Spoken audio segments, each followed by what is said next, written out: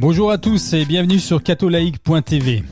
Aujourd'hui, je vous parle du film américain qui surprend toute l'Amérique depuis 2 semaines, Sound of Freedom, avec comme acteur principal Jim Caviezel, qu'on ne présente plus, qui a joué donc Jésus dans le film La Passion du Christ de Mel Gibson en 2004 et dont la suite se prépare, je vous en reparlerai. Je vais vous parler de l'histoire du film, je vais vous présenter l'équipe, tout ce qui s'est passé, les rouages pour en arriver à finalement à ce qu'il soit diffusé, est sorti le 4 juillet, le jour de l'indépendance américaine. Je vais aussi vous jouer un petit extrait qui n'est pas inédit mais difficile à trouver. Par contre, je ne l'ai pas traduit, je vais vous le passer avec des sous-titres anglais. Et si j'ai le temps cette semaine, je vais l'éditer et écrire les sous-titres en français. Donc je vous inviterai à revenir voir cette vidéo pour voir si elle a été éditée. Parce que j'aurais pas moyen de vous prévenir. Moi, on peut pas changer une vidéo à part les sous-titres. On peut pas changer grand-chose. Donc voilà. Je vous demande de vérifier si j'ai le temps. Et pardonnez-moi si je l'ai pas fait parce que je suis trop affairé avec d'autres choses. Ça prend beaucoup de temps quand même ces podcasts. Et donc ça me fait très plaisir. Mais bon, je peux pas. Quand j'ai plus de temps, j'ai plus de temps. Voilà. J'ai aussi mon activité et ma vie personnelle. Donc je fais ce que je peux. Donc en effet, je vous passe pendant le podcast, vers la fin, je vais vous passer un extrait qui dure 5-6 minutes, je crois. Et c'est un moment important, clé du film. Il sera sous-titré en anglais et si j'ai le temps cette semaine, j'essaye de vous faire les sous-titrages en français. Je vais vous parler aussi de l'équipe. Je commence par ça. Ouais, j'ai Eduardo Verastegui en haut à droite, s'il est le producteur. Alors lui, il est connu en Amérique du Sud et aux États-Unis. C'est un producteur mexicain qui a été un modèle, un mannequin, un chanteur et il a eu une belle conversion. Il est devenu catholique pratiquant dans le tard et donc aujourd'hui, il est producteur de films plutôt basé sur la foi catholique, on peut le dire. Le plus connu, ça va être Bella, qui est un très beau film sur, ou plutôt contre l'avortement, qui a aidé beaucoup de jeunes femmes de l'autre côté de l'Atlantique. Il a porté beaucoup de fruits, ce film, qui a été réalisé par celui qui est en bas à gauche, là, à l'écran, qui s'appelle Alejandro Monteverde. Lui, donc, c'est le réalisateur de Bella aussi, mais de Sound of Freedom. Et qui a aussi coécrit le script. Donc il est une personne clé dans ce film, il a fait vraiment du bon boulot, c'est un pro de haute qualité, c'est vraiment un très beau film à voir. Cinématographiquement parlant, vous pouvez y aller vraiment avec des enfants à partir de 12 ans pour qu'ils comprennent quand même, il y a absolument rien de graphique dans le film, c'est très beau. Vous allez beaucoup pleurer. Mais c'est un film qu'il faut voir. Je vous laisse juger par vous-même quand vous le verrez. Alors quand est-ce qu'on va le voir en France ? Eh bien, je serais pas étonné qu'il soit distribué en streaming légal, bien sûr, avec des sous-titres en français au départ, à un moment probablement vers la rentrée de cette année, en octobre. Et peut-être traduit avec des langues françaises, avec des voix françaises, peut-être aussi avant la fin de l'année. Mais je pense que ça va aller vite parce que le marché francophone avec le Canada est quand même assez important. Et c'est tellement un tsunami ce film-là en ce moment que il va faire beaucoup de changements dans le jeu des cartes des films et de la politique aux États-Unis. Vous allez voir. Ce que je dois vous dire aussi sur Alejandro Monteverde, alors c'est lui, il a du vécu là-dedans parce que son papa et son frère ont été enlevés par un cartel et ont été retrouvés assassinés avec une balle dans la tête. Donc pour lui, c'est aussi du vécu, même si là l'histoire c'est à propos d'enfants qui sont utilisés pour le sexe, la pédocriminalité, pour la pornographie avec des enfants, pour aussi les dons d'organes. Et oui, il y a des choses terribles qui se passent sur cette planète. On le sait, on n'en parle pas assez, mais là, ce film, c'est un eye-opener, comme on dit en anglais, ça nous ouvre les yeux sur une réalité. Mais ce n'est pas graphique du tout. N'ayez pas peur de voir ni les extraits, ni quoi que ce soit. Vous ne serez pas choqués. Au mieux, vous allez pleurer, mais ce sont des larmes qui font du bien. Vous allez voir. À l'écran, donc, je continue. Le rôle principal, c'est celui du milieu, avec tout de suite à sa gauche Jim Caviezel, qui joue donc le rôle de Tim Ballard, qui est avec son épouse à sa droite, la dame blonde. Et ils forment vraiment un très beau couple, soudé dans la foi, dans l'amour, dans leur famille. Ils ont 6 plus maintenant 3. Ils ont 9 enfants. Et au moment de l'histoire, ils en ont 6. Et lui, il est à Haïti, en Colombie en même temps, même il est en même temps en Ukraine, il est en Afrique. Il est un peu partout parce qu'en tant qu'agent du FBI depuis 12 ans, il s'occupe de rechercher les trafiquants d'esclaves, d'enfants pour la prostitution, de très jeunes enfants à partir de 5 ans, en moyenne jusqu'à 18 ans.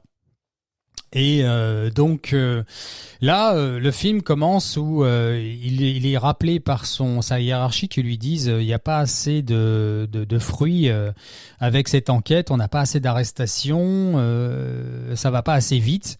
C'est pas qu'ils lui font vraiment des reproches, c'est que c'est un constat et comme il y a des décisions bureaucratiques à prendre, elles sont prises et on lui demande de rentrer, d'arrêter. Sauf qu'il est prêt de faire une belle arrestation et surtout de libérer des enfants. Donc lui, il a une grande décision à prendre, morale, et il appelle son épouse. Il espère, ou plutôt il s'attend à ce que son épouse lui dise bon écoute, tu vas rentrer, il y a la retraite qui va tomber, on peut pas s'amputer de ça, toute ta carrière, on a une famille à gérer, etc. Ce qui serait compréhensible et pas immoral non plus d'ailleurs, parce qu'il a un devoir d'État en tant que père et elle mère.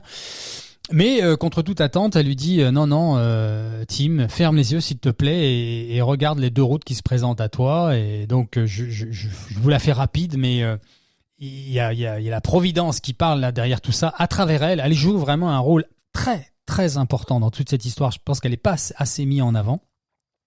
Mais sans elle, il n'y a pas cette histoire, parce que c'est là que ça se joue. Elle dit mon amour, Tim, je ne veux pas risquer mon âme pour de l'argent. Donc tu vas chercher ces enfants et tu les libères. Avec plein de comment dire, de respect, elle dit ça. Hein. Elle est pas, elle porte pas le pantalon dans cette relation. C'est pas ce que je veux mettre en avant. C'est juste qu'elle a une force et comment dire, on sent la providence tout simplement qui est derrière. Je vais pas m'étaler parce que je vais perdre trop de temps avec ça. Et donc l'histoire commence et il démissionne tout simplement. Il prend ce risque et il perd toute sa carrière, mais il sait qu'il doit être au service de ce qui est moralement bon et de ce que sa foi lui dicte. Et voilà, l'histoire c'est ça, c'est ce qui va se passer dans les grandes lignes.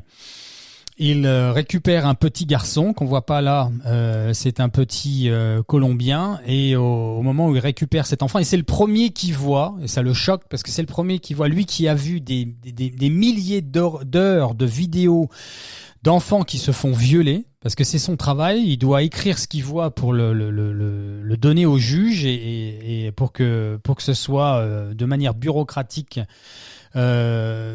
digeste, ou plutôt pas digeste, c'est pas le terme, dans les normes, c'est malheureusement comme ça. Donc c'est des gens qui vivent des choses très traumatiques. Et là, il voit cet enfant et c'est la première fois qu'il libère un enfant qu'il a vu sur des films. Et donc il est terriblement choqué. Et il lui court dans les bras parce qu'il le reconnaît. Et il lui saute dans les bras et lui dit tu es un homme bon et je te demande s'il te plaît, est-ce que tu peux m'aider à sauver ma petite sœur. Il se passe quelque chose avec une médaille qui porte son nom et je vous dis, la providence elle est partout dans ce film et c'est pas du tout scénarisé dans le sens ce que je veux dire par là, c'est qu'il n'ajoute pas de l'histoire à l'histoire. Il n'invente pas, non pas pour romantiser, mais pour scénariser, oui c'est le terme, pour rendre l'histoire beaucoup plus cinématographique. Non, tout ce que vous allez voir dans le film, tout ce qui existe plutôt dans le film est réel. Et c'est magnifique, on voit vraiment la providence, c'est ce qui fait beaucoup pleurer. Parce que ça donne de l'espoir en fait, ça donne, on se dit il y a quand même une justice dans ce monde quoi. Il suffit d'être dans l'action et de le vouloir, en fait ça dépend vraiment de nous. Et donc l'histoire va se baser sur ça et là-dessus je peux pas vous en dire beaucoup plus. C'est évidemment bouleversant. Ce que je veux vous dire sur ce film, tiens je vous donne les témoignages, j'en ai un là de Tim Ballard, voilà ce qu'il dit lui-même. C'est l'organisation, l'esclavage des enfants, l'esclavagisme des enfants pour le sexe et le don et le prélèvement d'organes, pardon, c'est l'organisation criminelle la plus grandissante que le monde ait jamais connue. Elle dépasse le trafic d'armes et est sur le point de dépasser celle du trafic de drogue mondial.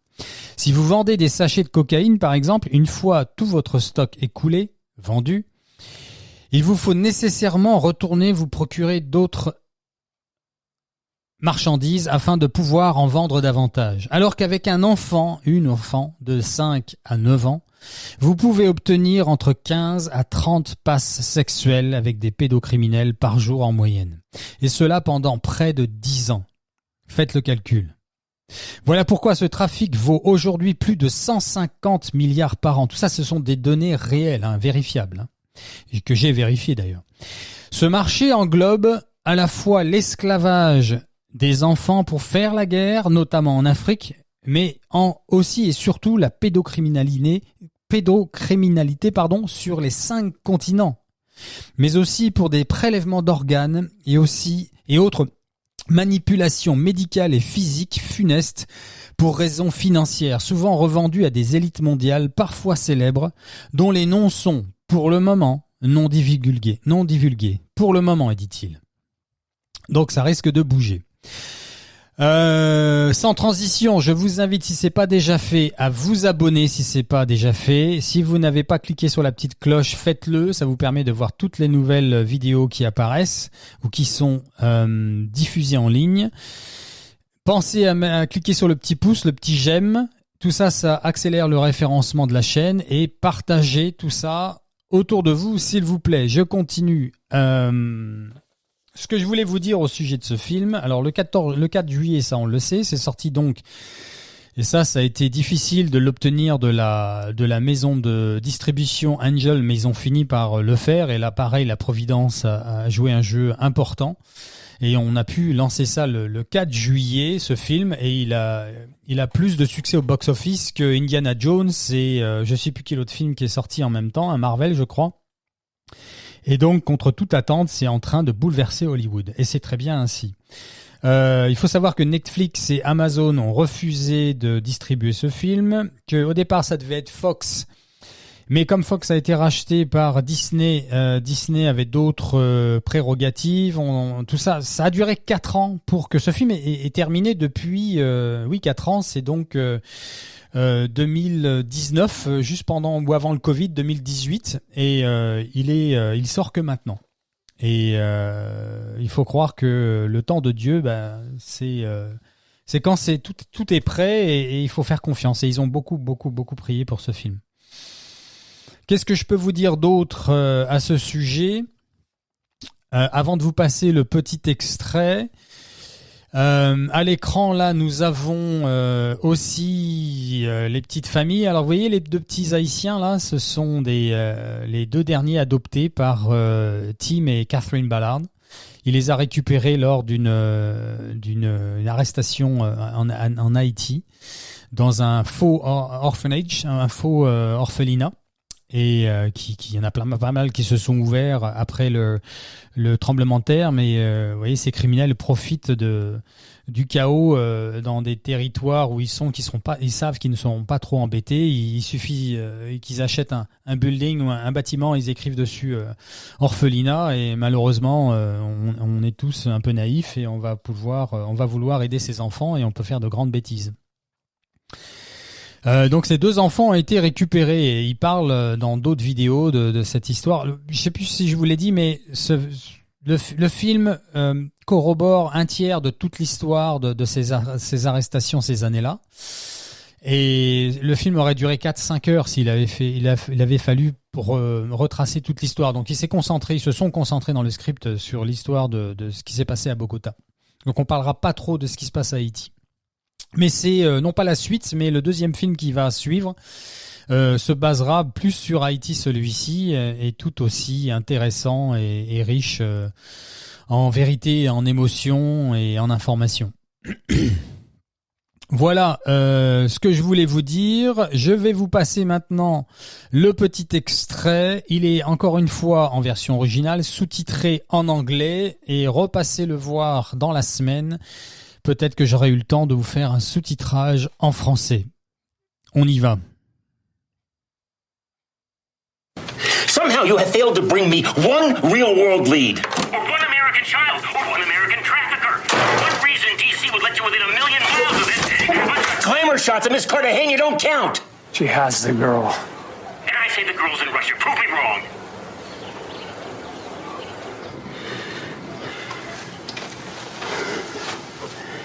It's over, Tim. Close up. Get on a plane and come back home.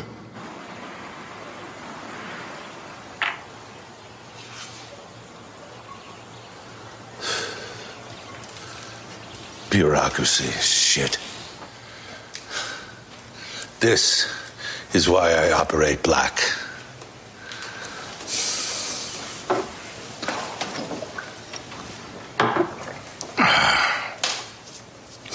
Have a nice flight, Timoteo.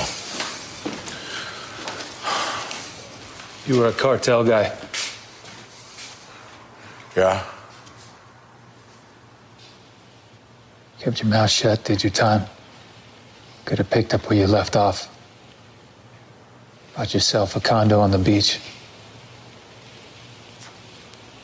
Instead, you're doing this. Why? Really?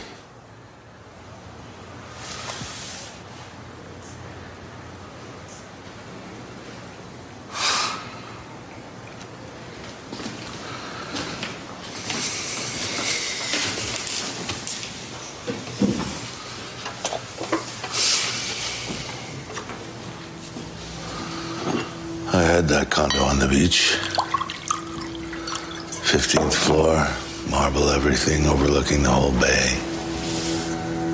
First night out of jail, I slept in my own bed. Day 2, I was back in business. Same old life. But it doesn't feel right. Not the drugs, not the hookers. But damn it, if I didn't keep trying. So, one night, I'm leaving a bar all jacked up on coca, and I notice this young girl on the corner, fine looking, maybe 20, 25. Take her up to my place, we do the deed, pay the bill. She's putting on her shoes, and I notice something. I notice her foot. She's got these little paint cat faces painted on her toenails. And it hit me. She's not 25.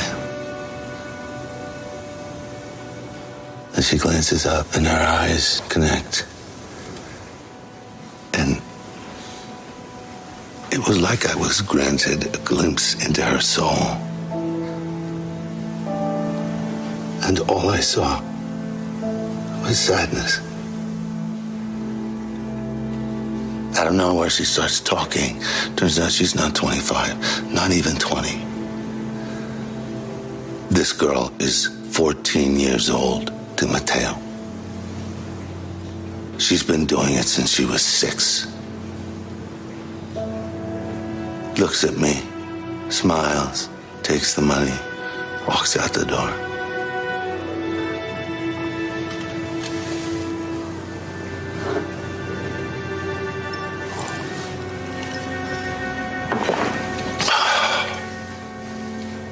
All of a sudden, I'm hit by this tidal wave, this tsunami of darkness.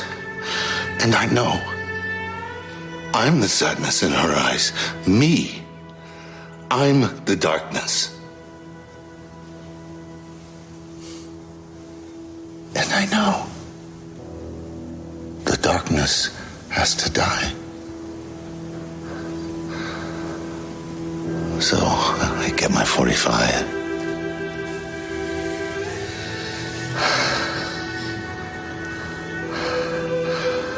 Put it to my head. my finger on the trigger. Now, if there is a time to ask if God exists, that would be it.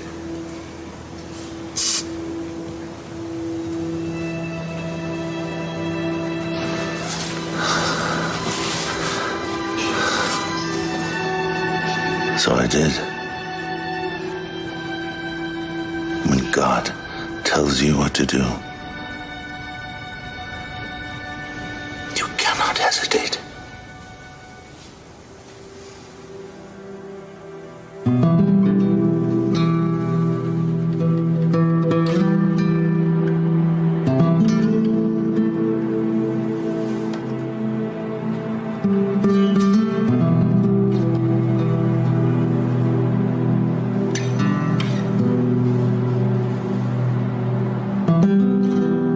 So you thought of that? Of doing it on your own? I won't be on my own. I just have to convince Pablo. Okay. So, you quit your job, and you go and rescue those kids.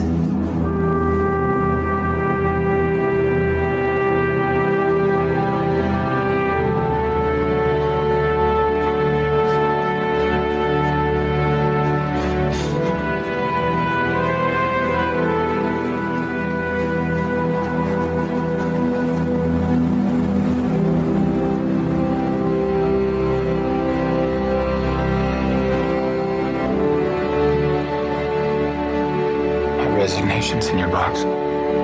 Wait, you do realize you're 10 months away from vesting your pension? I do. You know I did everything I could, but the law is the law. Did you know there were over 22 million new images of child pornography on the web this past year? That's a 5,000% increase over the past 5 years. 5,000%. The fact is, it is the fastest growing international crime network that the world has ever seen. I agreed to it because we were working with the U.S. government. To back out now, this whole thing will blow. It has already passed the illegal arms trade, and soon it's going to pass the drug trade. And you want to know why? Because you can sell a bag of cocaine one time. But a child, the most precious child, you can sell a 5-year-old kid 5 to 10 times a day for 10 years straight. And everyday ordinary people, they don't want to hear it. It's too ugly for polite conversation. But meanwhile, over 2 million children a year are being sucked into the deepest recesses of hell. Trust me, man, if we do nothing,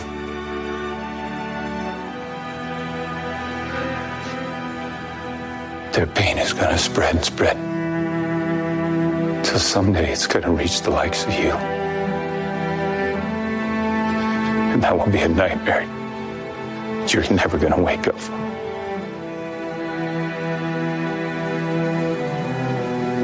Sorry.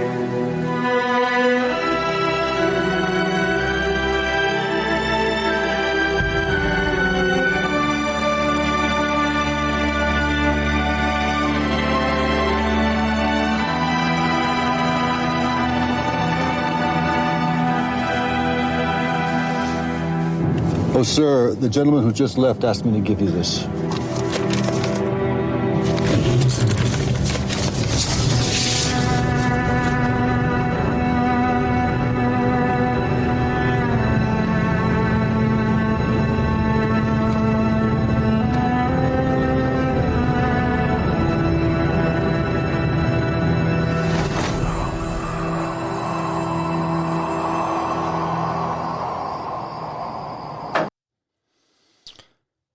Ah là là, ouais, c'était un extrait qui dure un peu plus longtemps que je pensais, mais c'est très bien. Donc c'est vraiment un moment important du film où il prend cette décision avec son épouse, comme vous avez vu. Je vous ai parlé de chiffres tout à l'heure. Comme j'ai vu pas mal de vidéos sur ce monsieur, sur son histoire, qui sont disponibles en ligne. Il y en a même de la Maison Blanche, il y en a de l'armée américaine, hein, de ce monsieur Tim Ballard, où il témoigne et il parlait à un moment d'une fille qu'il a récupérée, qui avait été kidnappée sur les frontières mexicaines des États-Unis, et qu'il avait retrouvé à New York et qui faisait entre 30 et 40 passes par jour, la gamine. Donc il parlait de ça, et quand je vous ai mis les chiffres tout à l'heure sur les petits garçons, à l'instant il vient de parler de 5 à 10 passes par jour, et j'ai dû vous dire entre 10 et 30 ou entre 15 et 30, c'est que de toute façon c'est horrible. Et c'est ça qu'il faut retenir. Quoi qu'il arrive, il y a une question que chacun va devoir se poser après avoir vu ce film. Que ferions-nous si notre enfant de 5 ans, ma nièce, mon cousin ou l'enfant d'un de mes amis était enlevé par une organisation criminelle en vue de l'exploiter sexuellement, le séquestrant dans un studio dans lequel il serait violé entre 10 à 30 fois par jour pendant 8 à 10 ans, ou bien alors envoyé dans un endroit très retiré du monde où personne ne pourrait plus jamais le retrouver, afin de lui voler ses organes pour les vendre. Ou bien encore pour fabriquer, en lui faisant peur, séance après séance, assez d'adrénochrone que l'on va lui poncer du cerveau en vue de le revendre comme une drogue pour des personnes recherchant ce genre de produit. De drogue à des fins funestes, ou même en vue de leur rituel satanique. Tout ça existe, frères et sœurs, en Christ. C'est terrible, et ce film met de la lumière sur ces ténèbres, et je peux vous assurer que il finit très bien, et il apporte beaucoup d'espoir et beaucoup de bonheur à des familles et à des enfants. Donc allez le voir dès qu'il sort, et en tout cas je vous tiendrai au courant dès qu'il pointera du nez ou dans les salles ou sur des sites de streaming sur Internet. Voilà à ce sujet, les amis, c'est tout ce que je voulais vous dire dans les grandes lignes. C'était déjà assez long. Dieu nous aime, les amis. Dieu nous aime à la folie. La folie de la croix. Soyez bénis.